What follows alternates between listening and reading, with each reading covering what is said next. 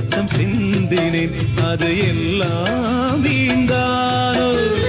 வேப்பிலை கருவேப்பிலை அது யாரோ நான் தானோ என் வீட்டு கண்ணு குட்டி என்னோட மல்லு கட்டி என் மார்பில் முட்டுதடி கண்மணி